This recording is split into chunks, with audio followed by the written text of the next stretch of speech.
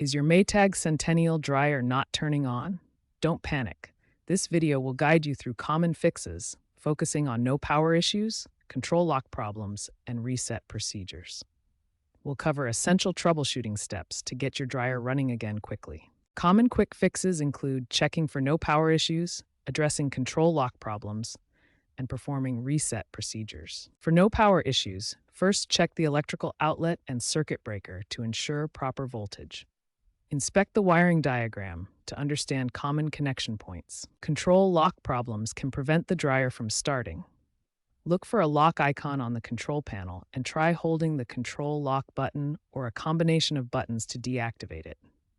If issues persist, perform a reset by unplugging the dryer for several minutes, then plugging it back in.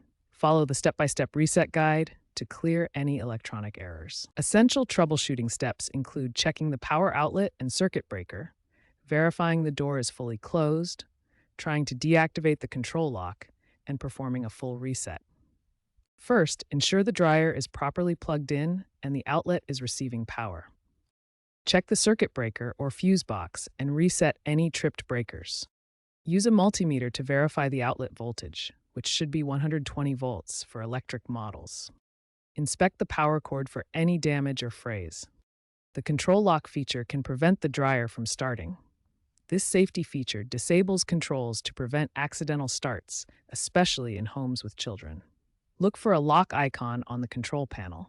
To unlock, press and hold the control lock button or a combination like Start plus Cancel for 3 to 5 seconds. This disables the controls and allows normal operation. For electronic control board glitches, try a reset. Unplug the dryer for 5 to 10 minutes, then plug it back in. Attempt to start the dryer. If the problem persists, locate the reset button often behind the control panel and press it while powering on. A blown thermal fuse is a common cause of no power. This fuse protects the dryer from overheating.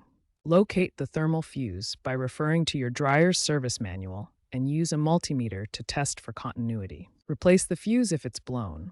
Storms cause 60% of sudden no-power incidents, making this a common issue.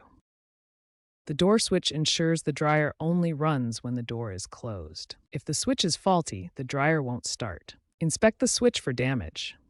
Test its continuity with a multimeter. Replace the switch if it's not functioning correctly. If the previous troubleshooting steps don't resolve the issue, the problem may lie with the electronic control board, or ECB.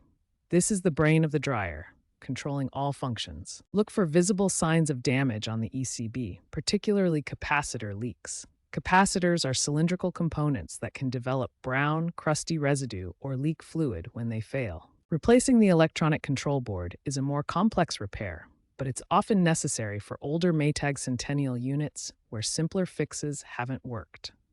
Note that control boards naturally degrade after 15 or more years of use. Always inspect for capacitor leaks before attempting any reset procedures.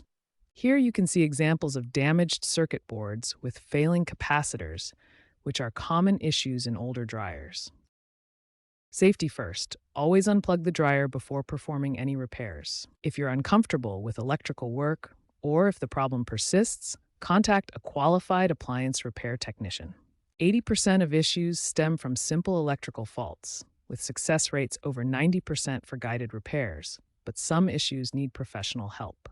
Remember these expert tips to safely troubleshoot your Maytag Centennial dryer.